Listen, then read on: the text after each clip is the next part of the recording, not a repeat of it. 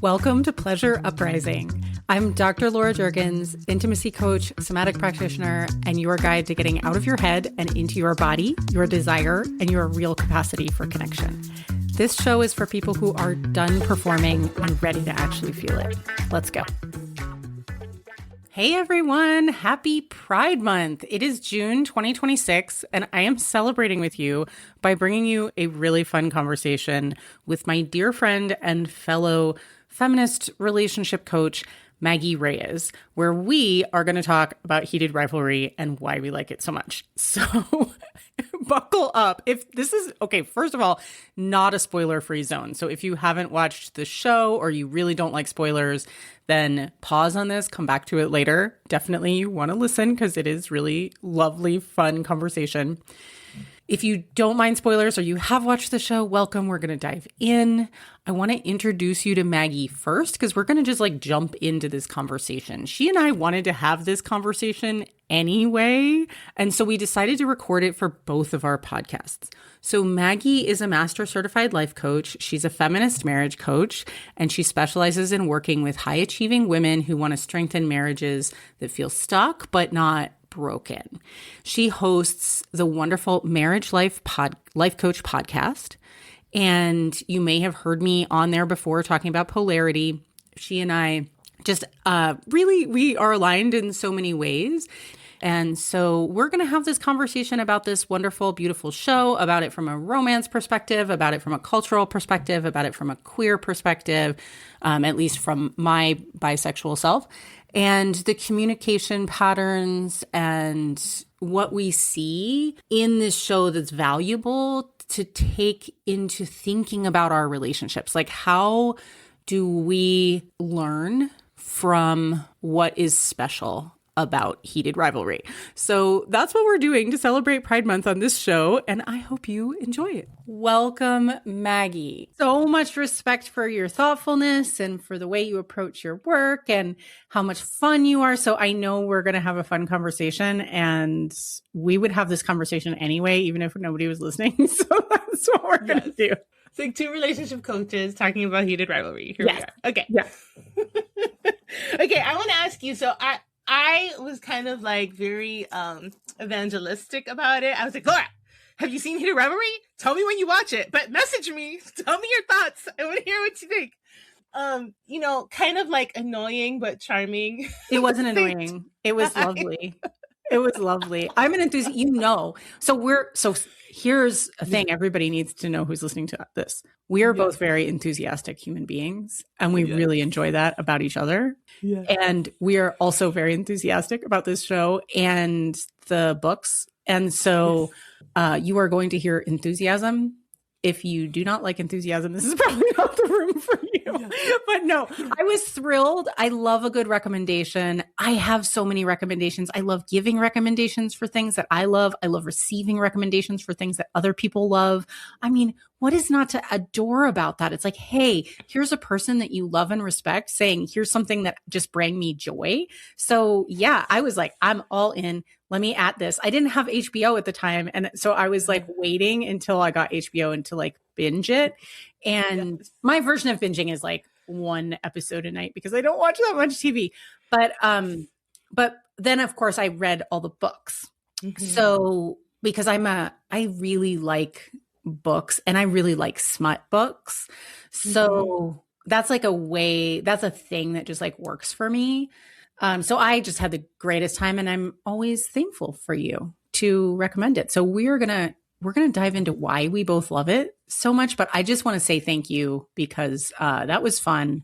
And everybody who has watched, and anybody who has a clitoris who's watched this show knows that they need to prepare. I did not know I needed to prepare by having my vibrator fully charged. In fact, having a backup fully charged, and making sure that there was lube and there was everything was ready because it's spicy and it's really nice. Yeah. Good stuff. It's such a sexy show. I mean, it's really obviously it's a smutty, sexy show. I also love to read romance novels with lots of sex in them. Mm-hmm. Yeah. Yeah. It's too bad that it's actually hard to find good sex in romance novels, but I have like a low bar for romance novels because they're written, I can kind of like rewrite it in my head if I need to. And I can reimagine things or something like that, But yeah, the books are there's even more sex scenes in the books than there are in the Heated Rivalry show. So, but that's fun. Yeah. And The Long Game, which is the sequel to Heated Rivalry. We're not going to go in depth about it today because we're going to just talk about the show. But there's a really hot scene that like everyone who has read that book is like hoping they put. I'm sure they're going to put it in the next season. This is the thing. I think I've never talked about this on the podcast. I'm convinced that I am demisexual, which is like I have to like know you to like be into you and to get like excited.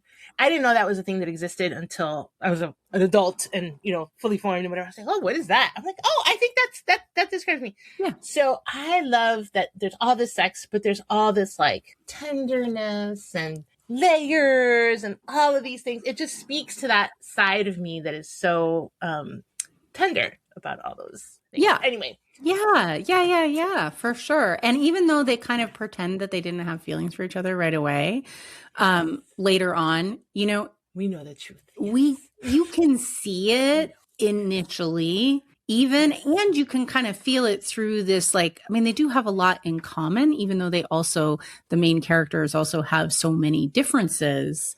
Right. They also have just so much in common and really relate to each other on a particular level that is pretty obvious from the beginning. So there is an emotional connection, and then there's also all this tension.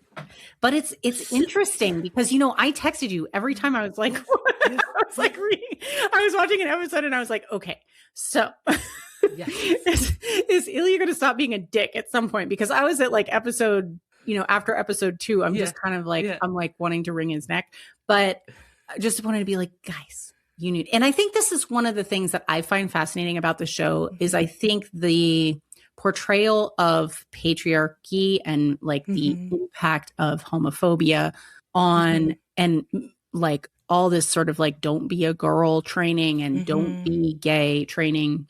And that being so magnified in this like ultra sporty dude bro verse that is professional male sports. So different from professional female sports, right? Like not only, well, in so many ways, right? They're paid way more. And there's also a lot of gay women in professional women's sports, but not in men's sports. And seeing that and the context around the baggage that these guys have to navigate in order to just connect with somebody who they feel really connected to. Yes. I feel like that was a beautiful portrayal. And so I'm bisexual as a person who's navigated a lot of like queer relationships in my life. I had my first girlfriend at 15. The portrayal of the closet and like the pain and the huge tax, the huge burden on your relationship and on your soul and yourself of having to hide a relationship. It not only juices up the chemistry, right, which it does, but it also just really shows this like real human impact on these just, young guys, right? And it's really tender and beautiful as they try to kind of navigate that and the repression of their feelings and not being able to talk about it and all that kind of stuff. So I think that was something that I found really beautiful from the beginning. I was really glad though when we started getting a little more feelings later in the show. Same. I think it's heartbreaking that it's not fiction, right? I think it's heartbreaking that this is how hockey works today, that there are no current out players. Like it's devastating. Yeah. To realize and then to see, something that you and I coach on a lot, especially when around sexual things, but among so many other things about being ourselves and being human, is this internalized shame we have just for whatever we like or whatever we don't like that we should like or that we think we should like or whatever. And it's who we think we should be and versus who we are, our real desires. Yeah, absolutely. All of that. And it's internalized. We sort of point that judgment towards ourselves instead of looking, and I think in the show it makes it so clear, looking at society or whatever the cultural narratives that we have and that persist, and saying, no, that is wrong. That is what is wrong. It's not this, it's that. And it's so, it's just a fight that we have to keep on fighting until yeah. no And one the feels shame safe has for like who they this are. fear of Yeah. consequences, right? Like shame carries with it this, it's a really interesting emotion. And it's something that I deal with all the time in my practice and have done quite a lot of work on. And I've taught workshops on de-shaming, and I have a whole podcast on de-shaming.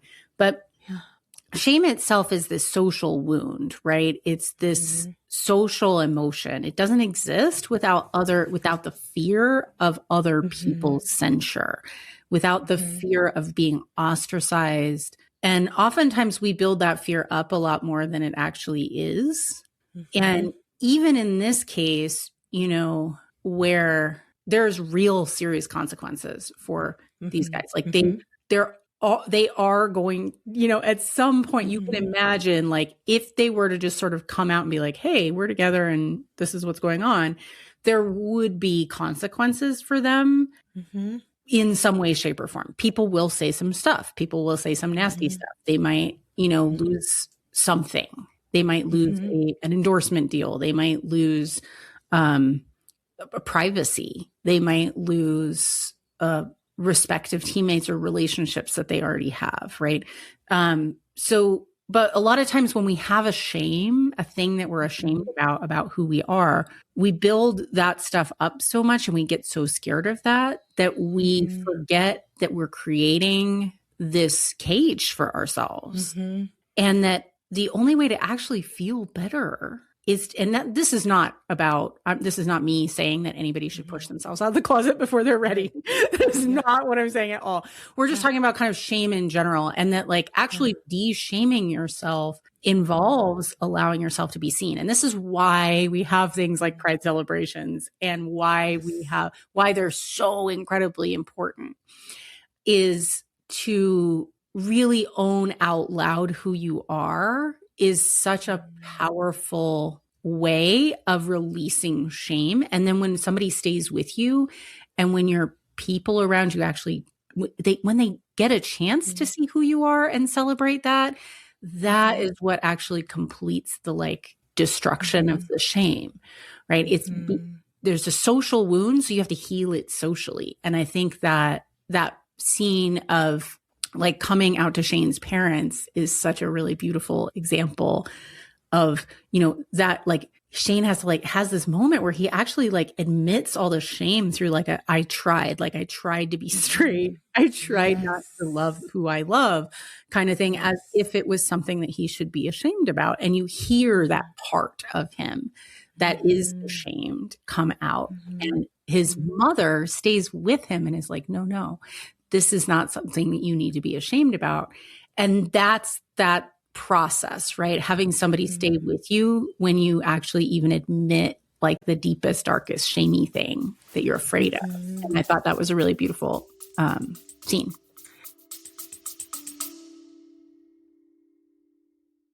Quick break. If you are listening to this show, something in your intimate life may not be where you want it to be.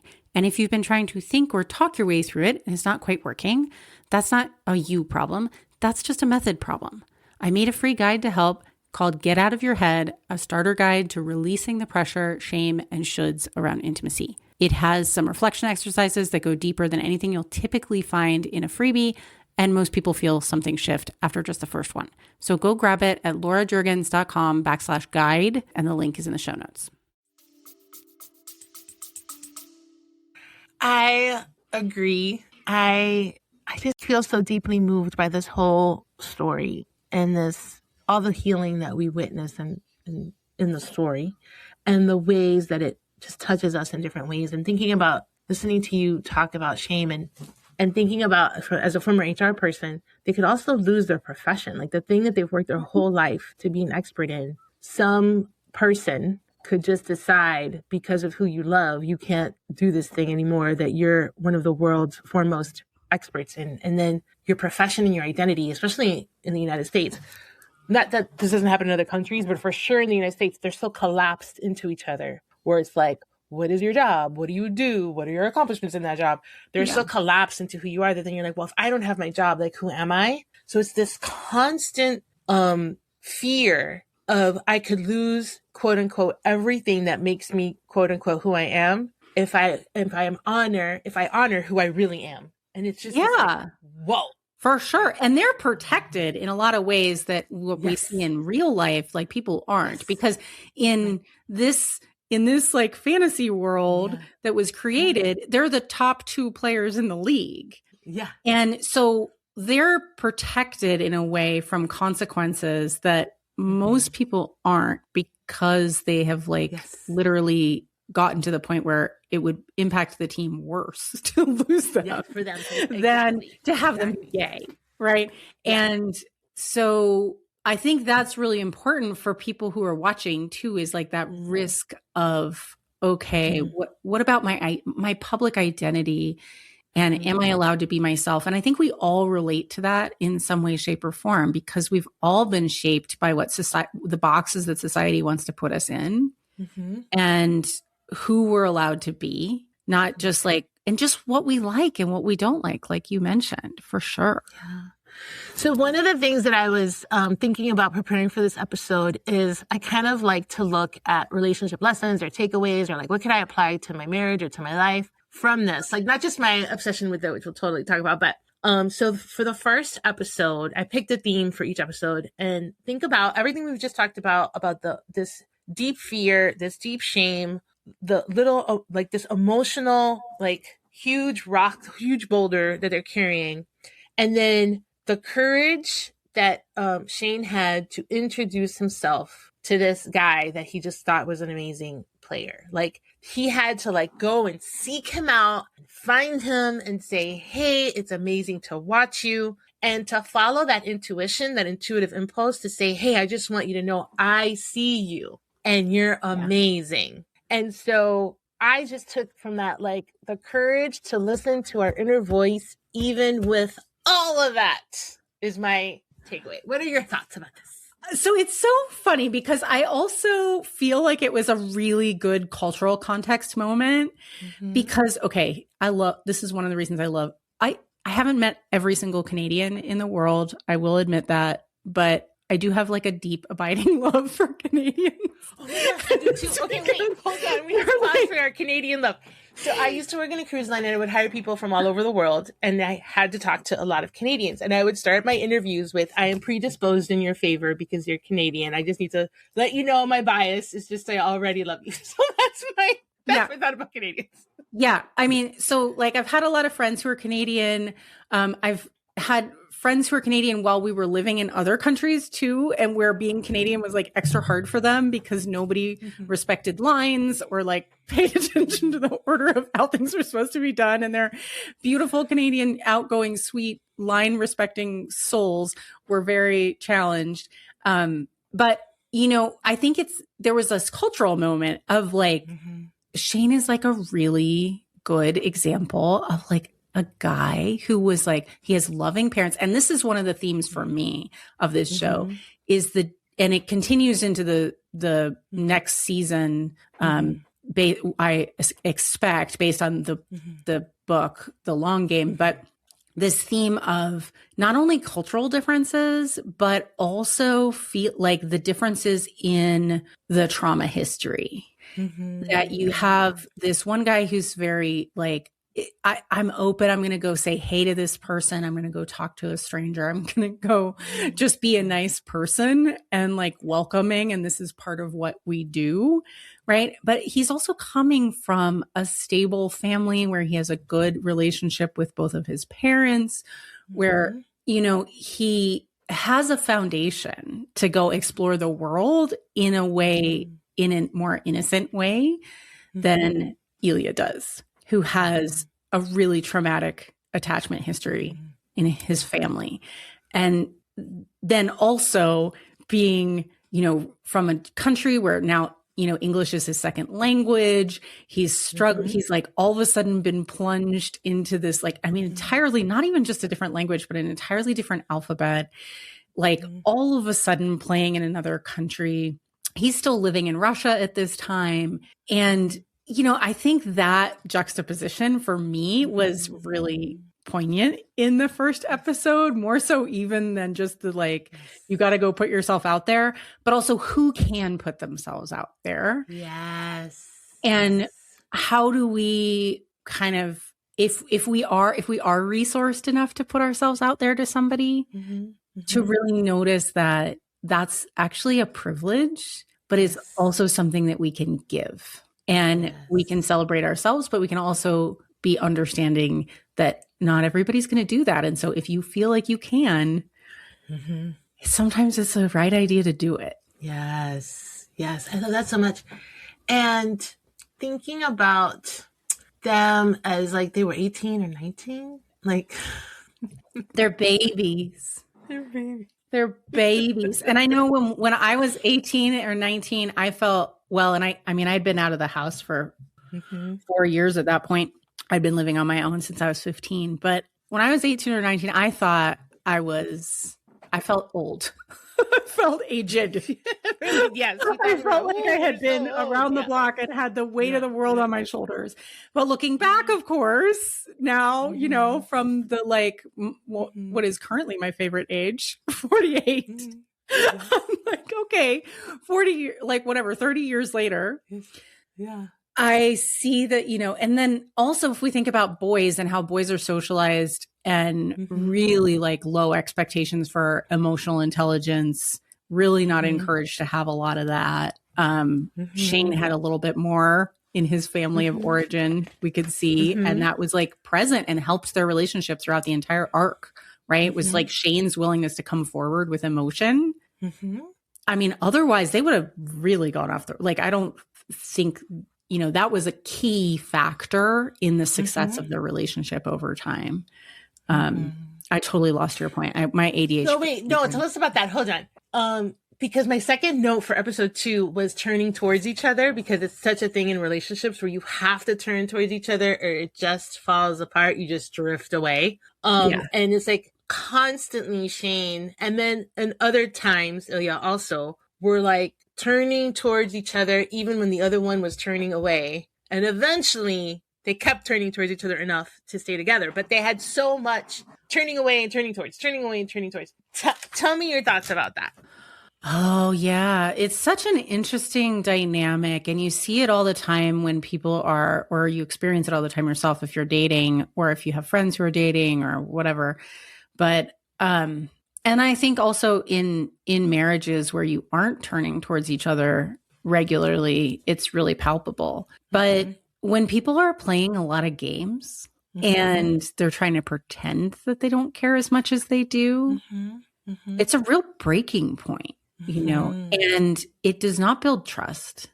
And it does not build safety. And it doesn't speak of confidence. I mean, I think what I've learned over time, like I used to think when I was a kid, when I was their age, that it was being invulnerable, not showing any vulnerability was really important because it was protective in some way. It's rewarded in our society. And it's so rewarded in our society, especially for men, but really for everyone. And it is really encouraged in relationships in the beginning to not show any vulnerability, which is the exact opposite of what I what you need. What you need. Because if you don't actually show vulnerability, then you're not showing who you are. You're letting someone start a relationship with a plastic person that you've created and put out in front of you. It's not you. And you never get to feel loved if you are loved for being someone you're not. And so if you do not have vulnerability requires courage. And I think that like also there's that courage to stay with someone when they are having a hard time being vulnerable. And when you're talking about like them turning away, but then kind of like coming back together or like staying with someone when they're turning away and seeing if there could be some way for them to come back, I actually think that the vulnerability to stay with someone when they need a moment to come back to you and to be patient in that way is really challenging and really rare. And I think in this case, they were kind of there's so many years in between this, and so probably so much yearning that we don't see, right? And even in the books, there's like a lot of skipping over all that part. And you just sort of get the sense that it was just hard. But I think all that absence too, and then the continued need to actually turn back to each other kind of created this level of intent, like patience in the connection that was really important and really moving to watch. Yeah, I love that. I love that. What else? Tell me. What else for you? Like, so for the first 2 episodes, were you already obsessed? Okay, great question. The first 2 episodes, because I read a lot of romance, stuff, I was like, I liked it. And I just thought, I read so much of this. It's not really groundbreaking. I know it is groundbreaking. But as a romance, in the genre of romance, it's right. I've like read so many things that I read. So I was like, okay, I like it. I'm going to watch the whole thing. But I wasn't like, oh my God, this is the best love story ever told, right? Until the end. And I'm like now obsessed. It's like my whole personality. But the first 2 episodes, I was just like, okay, like it looks good. Now, I am not a gay man, obviously. And so I also didn't have the cultural references or the nuanced understanding of how amazing it was, even in those 2 episodes, to just see these people come together, like how powerful that was as a cultural experience. I was kind of blind to that. And then only afterwards, reading things about the show, reading other articles, reading like people's reactions, I was like, oh, no, this was like a very, very, very big deal. Yeah, just a representation in a mainstream show like that, where there's that was also really big. And there have been a few more, there was like a movie that came out like last year or something that was pretty high profile on Prime that was a gay romance. And there's been more. The trend in the last 10, 20 years has been that there's been more, but they're often tragic. Yeah. And they're also they're definitely not sports oriented very often. So that was fun.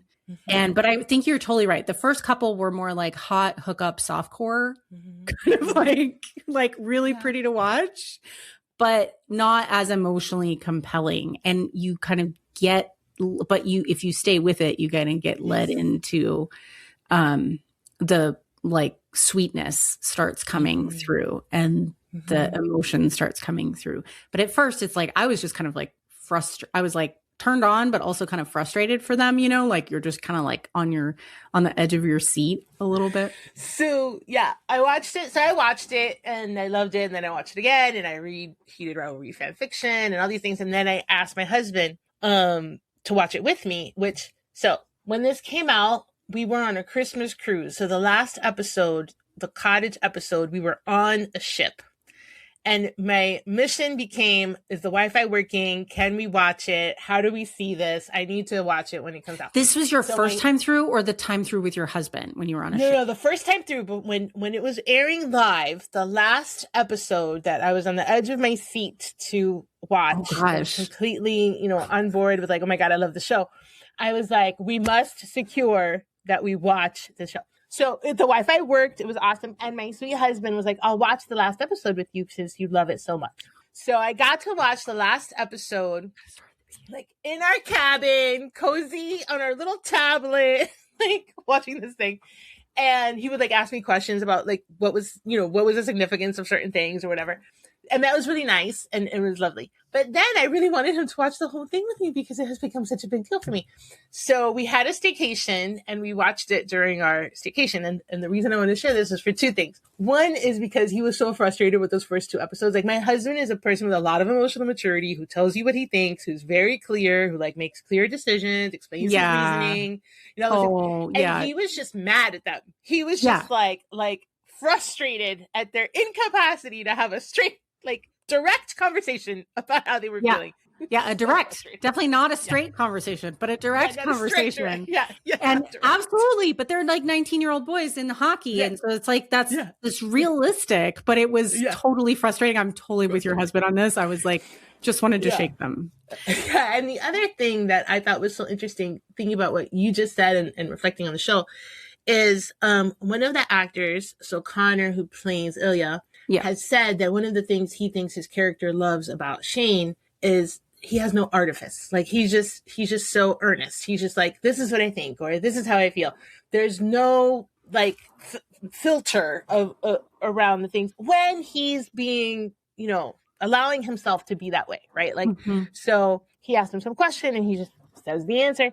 And I was thinking about that and thinking about when I was dating my own husband, one of the things that we met and 6 months later he proposed and 20 years later we're still together.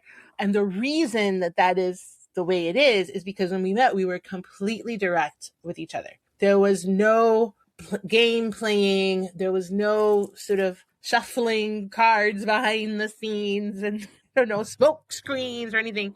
And so from the moment we met, we knew who the other person was and how powerful that is, like you said, to create intimacy and trust and safety. And when you do that, it's very scary. So you have to have courage, right? And at the same time, it's very powerful and it's a very strong glue that can hold you together. Yeah. And it makes things move a lot fucking faster than if you were Shane and Ilya in this story in which like it's drawn out for so long, in part because they're not honest with each other or themselves a lot of the time. Yes. And that creates a lot of that drama, right? Is the slow drip towards courage and honesty. And that's kind of the whole arc, I think, in a lot of ways, and the whole theme of the movies or show and the books.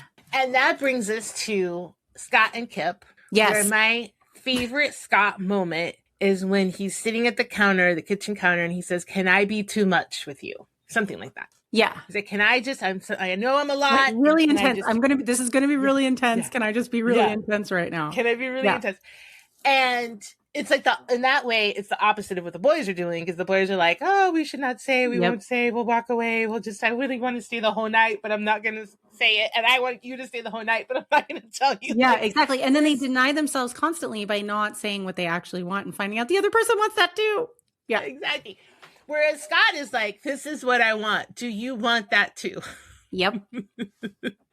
Yep. And their relationship progressed so much faster. Yes. Even though they also had struggles because he was in the closet. Yeah. They had the societal pressures, obviously, but then they had that, but I'm going to be real with you. But they were real with each other. Yeah. From the beginning, like kind of from the get-go. From the beginning. I mean, after like a couple of smoothies, they were pretty honest with each other. Yeah. Yeah. Some sexy smoothies. After some smoothies. Yeah. A little cuddle. Yeah. What was your favorite part of the Scott Kip story? Gosh, what was my favorite part of that? Oh, well, so it wasn't shown as much in the show, but in the book. So one of the things that's going on with Ilya and Shane is that they're like really strict bottom top. Like they're kind of like very, which is not uncommon, but also not like super like standard. And so I was really happy that there was some portrayal of more fluidity of sexual roles for Kip and Scott, because, they both bottom, they both top, like they have a loving relationship that does not rely on necessarily this particular style of sexuality or a particular role in that way. And I loved that. So as a sex coach, that was one of the things that I liked, because I liked to see a little more representation of diversity of sexuality when we're portraying gay men. We don't want to put everybody in like other stereotypical boxes. Right. And so I thought that was really useful from like just a cultural moment kind of thing. So that perspective, but like favorite emotionally was like that. It was the honesty of their relationship, and also just the openness of their interest and emotionality, both with each other, but also with like Kip, with his friends, with his dad, like very like warm and just a lot of male affection. And I love seeing men be affectionate and caring with each other and with the other people in their lives. And I felt like that was a really beautiful part of that story. A lot of my, and I will say it's mostly my gay and bisexual male friends who are really openly affectionate with each other. And I it always makes me so happy because I think so many men don't feel like they can do that. Mm-hmm. And I'm so all over my both platonic and non-platonic girlfriends, but I'm a very demonstrative person. And so I love seeing that like open affection. And I think men need that more and more in our society. And this was a lovely glimpse into some of it.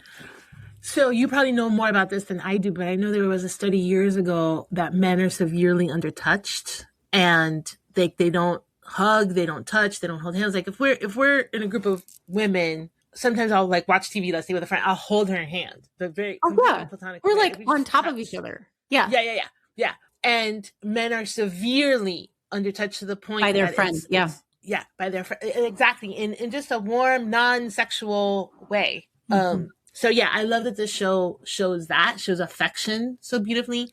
In the book of Game Changers, which is their book, the Scott and Kip book, one thing that I really loved that comes to mind also is the ride or die of like the character named Carter Vaughn, which is Scott's best friend. Mm-hmm. There is like, this person is your person. No matter what you tell him, no matter what's going on, he's like, I'm here for you. And I really loved that aspect. It's not as explored on this episode because it's only one episode, but it's definitely one of my favorite things to see also is that camaraderie. The friendship was really important. And when Scott came out, like he just had so much support from his friend, like from his like best friend, right? And then like in a circle of them actually. And it didn't mean that he wasn't scared to tell them, but there was a lot of love and support, and there was a lot of acknowledgement of bravery. And that was just really lovely to see and have it be witnessed and written that way. There's so many times when people don't feel like they have enough support around them. And you can see, I think it's also important to show how incredibly scary it is to come out in that kind of space, in that kind of, under that kind of spotlight, even when you do have resources around you, when you do have close people and close friends. Yeah, it doesn't make it less hard. I mean, you're supported, but it's still... I think it makes it like a little less hard, but it doesn't make it easy. And it's just like, there's nothing that's going to make that easy. Right. So one of the things I like that we're talking about is the show, the storyline, how it impacted us, what we love about it. And then the show, the phenomenon, like the effect it has had in the world with other people. And one of the things that comes to mind for me as we're talking about this is there's this old narrative that, especially as a relationship coach, I see a lot, which is like women don't like sex. Like, this is not true. But there's a lot of like cultural myths around that, right?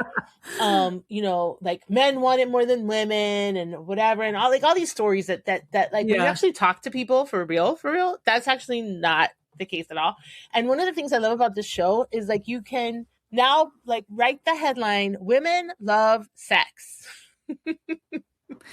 You feel like, you mean like because of the response of women to this show as a phenomenon? It's the response to the show. It's the acknowledging that that's important, that it's interesting, that it's fun, that you can. One of the things I've seen a lot is people who are like, oh, seeing that you could have like this type of connection with somebody. I don't know if I've had that, or I think I want that, or what would that look like for me? Like the way that, and obviously everybody has a different relationship to their sexuality, and some people like it more and some people like it less. It's just this cultural narrative around making it like a monolith that it was like, this is not something that women enjoy. And I love Emily Nagoski, one of my favorite authors and teachers, is like, no, women like good sex. Exactly. They just don't like sex that isn't good for them. Well, and the thing is, our sexual narrative in modern society is for and around men's sexuality. So women don't like sex that's only for men. You know, women like sex that's for women. Like we like, and we don't like sex along the porn narrative because that's written entertainment for men. That's not how real women's bodies work. That is, it's, you know, I think so in my job, I see this all the time. I get a lot of high libido partners that are women who want more sex, who have male partners who want less sex, right? This is not uncommon. I also just, even women who come to me thinking that they have low libido, they think that they don't want sex because that's what they're told is going on with them. And it's not. Like 90% of the time, actually, if you scratch the surface, they just want really different sex than what they're getting. And they have been disappointed for so long by the type of sex that they've been getting. And it's not just because of their partners. It's also because of our internalized expectations for ourselves, that we are not holding ourselves to the kind of sex that we want, to the kind of sex our body wants. And so a lot of women are putting up with stuff that they don't really like in order to try to quote unquote, like protect their man's feelings, right? We're not asking for what toys we need in the bedroom. We're not demanding as long a foreplay and the type of foreplay that we need. We're not getting curious about what actually lights us up. We're trying to perform sex according to like check a box or something for him. And so of course you don't like it. That's like, if you could only ever eat pizza on somebody else's schedule at the time that they wanted, the type of pizza that they wanted, and like, you know, as fast as they wanted you to eat it, like you wouldn't want to eat pizza either. Yeah, or with toppings you don't like. It doesn't matter whether it's sex or something else. It's not about the thing. It's about the fact that it's not for you.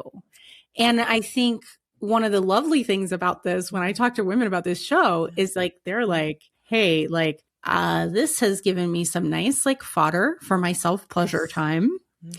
And they don't necessarily want to have the sex that Shane and Ilya are having. But that's not what like softcore and like erotica is for. It's just to give you some inspiration, right? And so having the inspiration, taking, and then having time and permission to take care of yourself in the way you want to.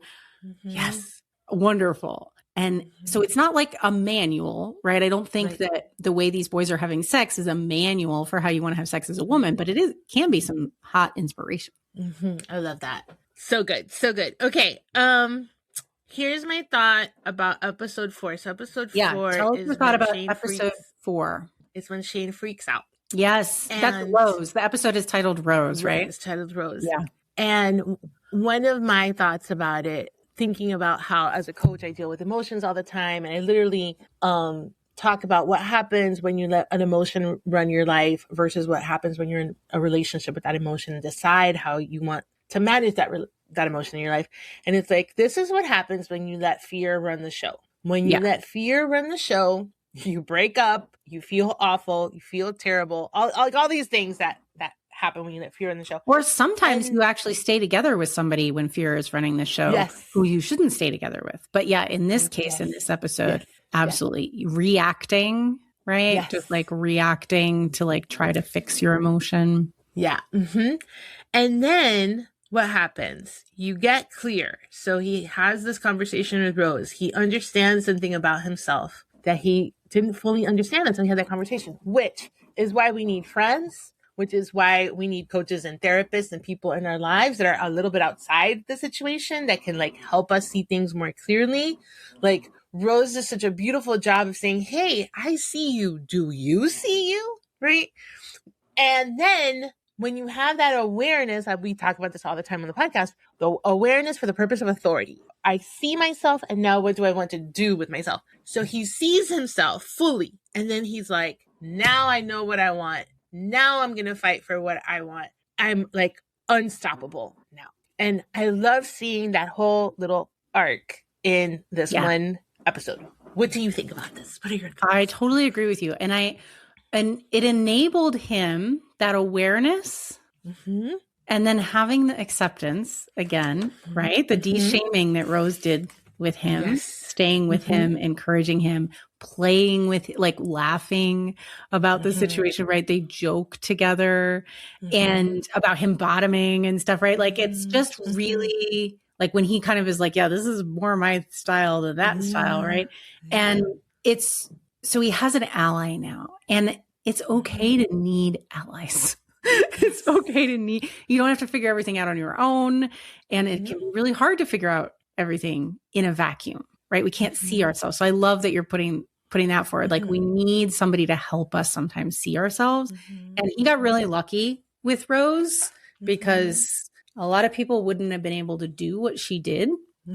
But once he does, then you said like, oh, he's unstoppable. And I'm like, oh, and that is when he actually came really vulnerably to Ilya. And that I think that vulnerability was enabled by the courage of having seen himself and claimed this is real for me out loud with somebody else. This is my desire. This is what I want. This is who I am. And had somebody stay with him. That's a lot of what I do actually in my practice with my clients around sexual shame.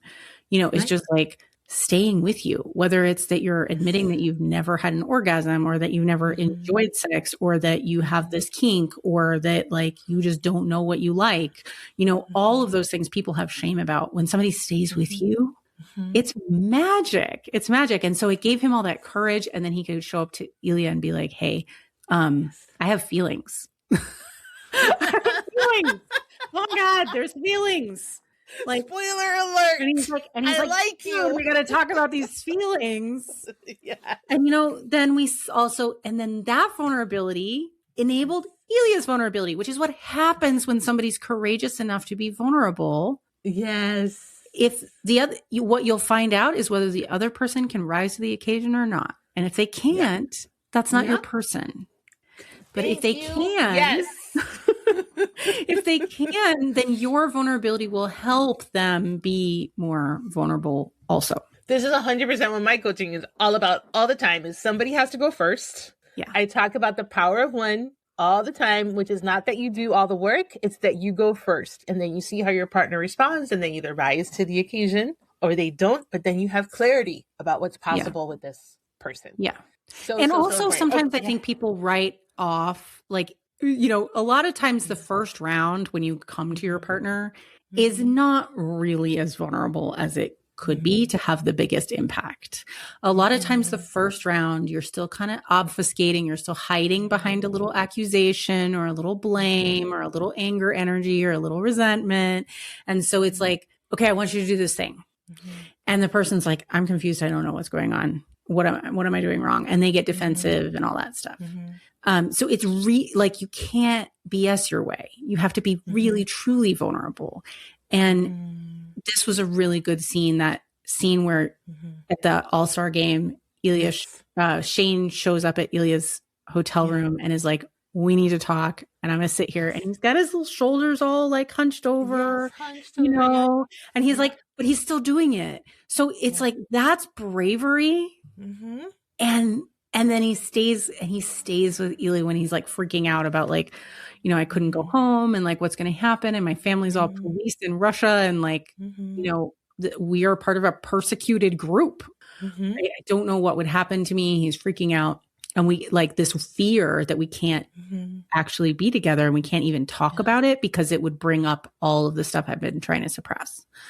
And I thought that scene was really beautiful when they actually finally let themselves have some feelings. I love that scene. Agreed. 100%. And then you see them both, now they're on the same wavelength. Like now they're tender and vulnerable together. Like now we're in this together as one versus trying to like figure it out on their own. So trying to sort of like blindly guess what's going on with someone, which is if you're, everybody can relate to that phase of being in the dating scene where you had to like blindly guess what was going on with the other person. And most of the time we're wrong. So, I just did an episode. But it's also just miserable.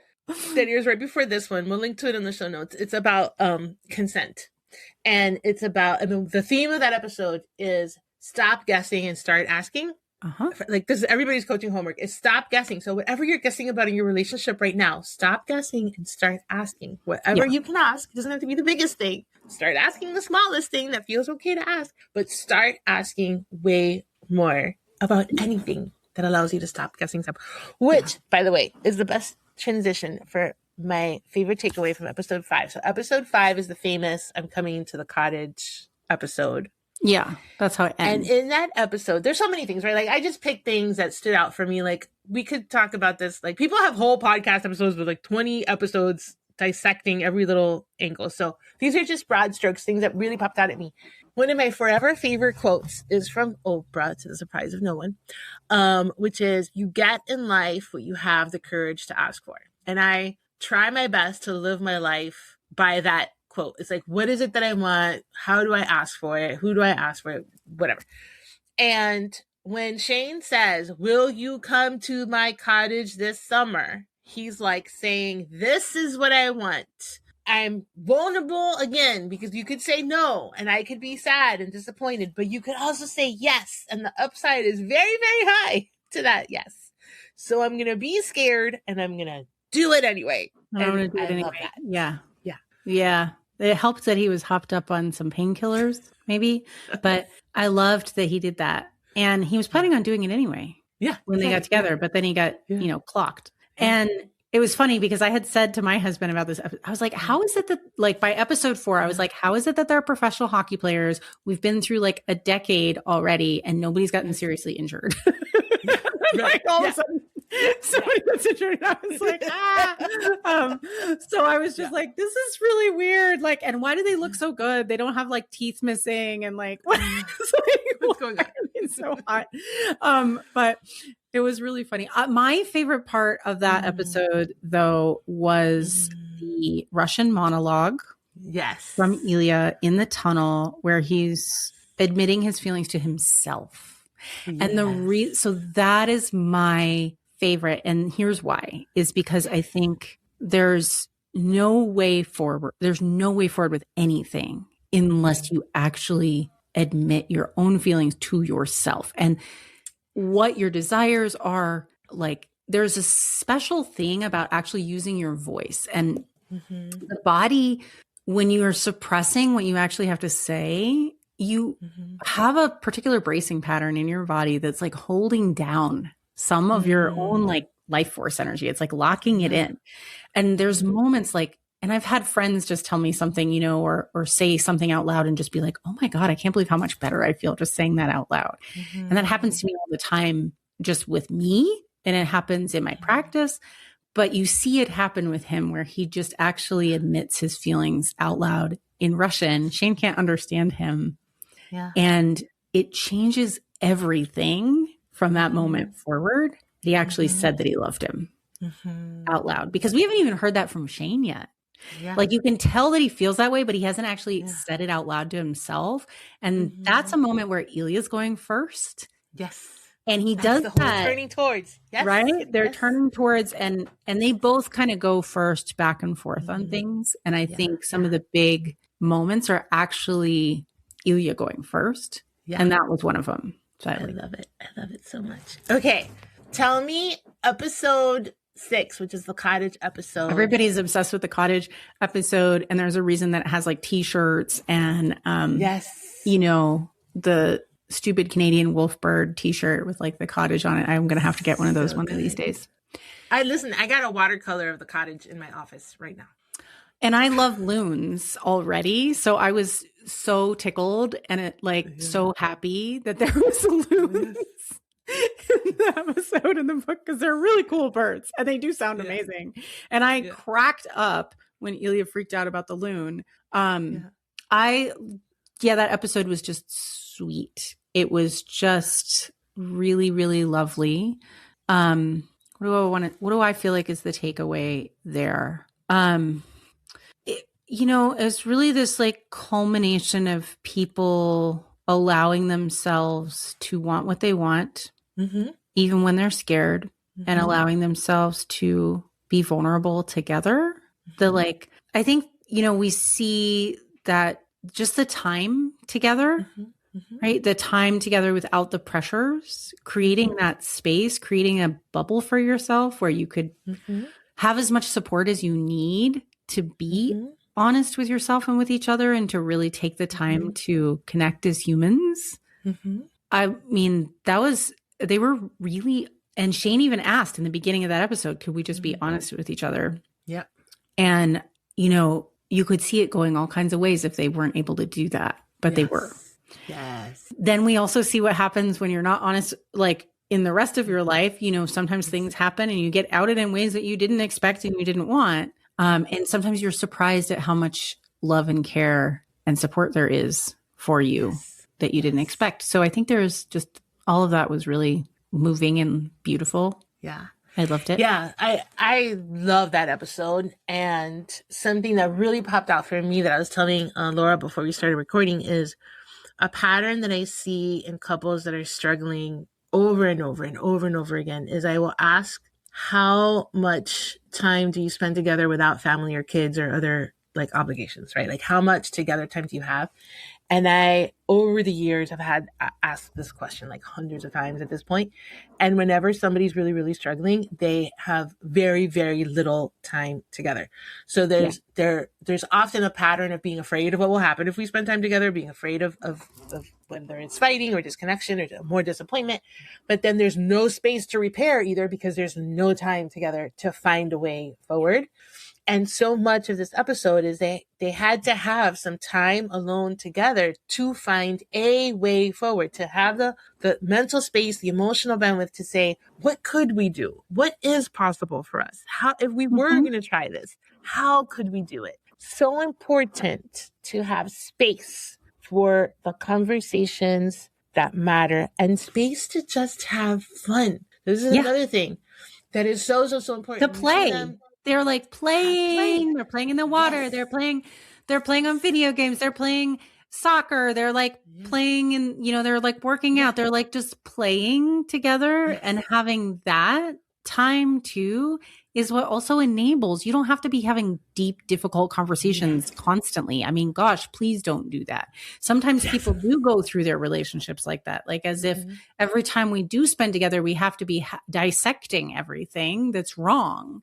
Well, that doesn't feel good to anybody either. So this is like I love this point of yours is like creating the space, but it's not just creating the time, it's creating the right kind of time because they've not just created time together, they've also gotten rid of all of the external pressures that they've allowed previously to define their relationship. So if, for other people, that could be like just work and kids or like having to take care of an elderly parent or like, all the like to-do list and the stuff that you're, blah, blah, blah. And a lot of times people will hide behind those things and act like they have no control over them. Like they have to do them.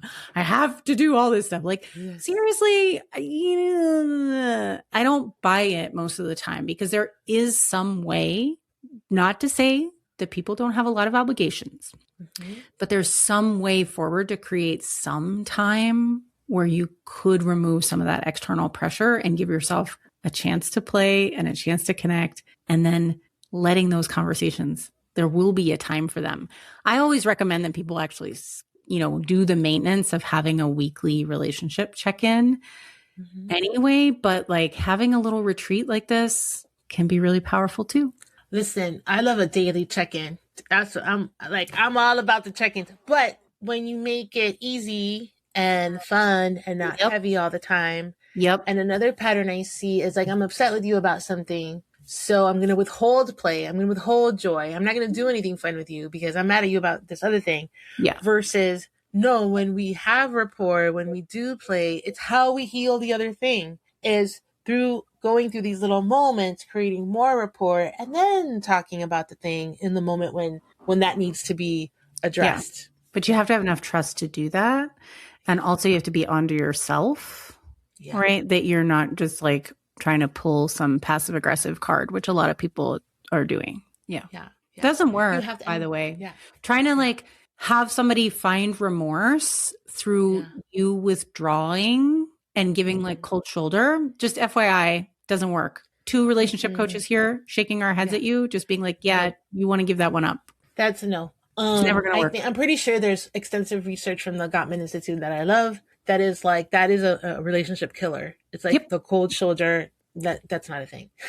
And if someone's giving you the cold shoulder and they are not willing to meet you anywhere, not halfway, a quarter of the way, part of the way, that is a red flag. Yeah, it's a big red flag. But also like we don't just let it be, right? We say, hey, you're giving me the cold shoulder, like calling it out. Yeah. without as much, could we talk instead? Yes. Could we set aside some time to figure out what's going on here? Yeah. Instead, there's a lot of skills of relationship repair that are really important. We're not going to get all into them in a heated rivalry conversation, but I think that you're totally right. The time and space and playfulness to connect and then allow yourself to have the conversations that need to be had. Yeah. Yeah. Okay. Final thoughts or questions or whatever. I think I'm just really tickled that this super gay, lovely hockey show has gotten so popular. And I've seen a lot of people just kind of fall in love with these characters. And I think some of it is the challenges that they have with being honest about their emotions, right? And that so many people can relate to that. And it's heightened and exacerbated because we've got 19-year-old boys in hockey, right? If you put every sort of reason, socialized block for being an emotional human being, here you go. You're a male, you're in hockey, and you're you're young. And then, so everybody gets to relate to how hard it is to be honest. But what we see is that at the end of the day, it's the honest vulnerability that allows for this really beautiful connection. And that is just, that's hopeful for everybody. So I think that's for me, that's my final thought about why I think it's so powerful and why I think everybody should watch it or read the book or whatever floats your boat. I love it so much. What about you? One of the things for me, thinking just about the show as a show and Jacob Tierney, the person who wrote the show and produced the show and directed the show, is trusting your vision. He wanted to make a show about this book that he loved. And he wanted to make it the way he wanted to make it. So I did it in reverse, right? I watched the show first and then I read the book. And I was like, oh my gosh, this is exactly what we saw on the screen. Tell me more about what that means to you. Yeah, for me, it's kind of so often we have an intuition. We have an intuitive hit. I should do this. I should do that. I should zig where everybody's zagging, whatever it may be in your relationship, in your career. And we second guess ourselves and we doubt ourselves and sometimes we talk ourselves out of it. And sometimes we're and in the case of the making of the show, Jacob Tierney was this is the book. This is what I want to make. This is how I want to make it. If you're not on board with this vision, I'm going to find someone who is. And staying true to that intuitive guidance in a culture that encourages us all to second guess ourselves for a variety of reasons is something I think equally as the bravery we see in the story. It was also the bravery of the real life decision making that led to us seeing the story of this is what I want to do. This is how I want to do it. It's so incredibly specific, right? And that specificity makes it so universal that I find really, really deeply inspiring. And I think it's why the episodes work the way they work. They have this emotional anchor underneath from both Rachel and Jacob that you feel, I think, as you experience it, whether it's the book or the show. Maggie, I want to thank you so much for this super fun conversation. I know we do have to stop, even though we're just going to stop recording and we're going to talk about this so many more times, everybody, because we just really enjoy it. And I so enjoy you. So thank you for being here, listening to us. Let us know what your thoughts are. Reach out. You can find Maggie on her website, maggiereyes.com, or at her podcast, which is the Marriage Life Coach podcast. You can always find me here or, at my Substack or through my newsletter. We would love to hear from you. And happy Pride Month, everyone. Go watch Heated Rivalry. Hey, before you go, if you enjoyed this show, I want to invite you to check out one of my favorite things that I've ever created. It's a free guide called Get Out of Your Head, a starter guide to releasing the pressure, shame, and shoulds around intimacy. It has 4 reflection exercises that go deeper than anything you'll find in a typical freebie, and most people feel a shift just after part 1. So go grab it at laurajurgens.com/guide. The link is in the show notes. And if you're ready to find out what your specific path looks like, I'd love to talk to you. Booking info is also in the show notes, and I will see you here next week.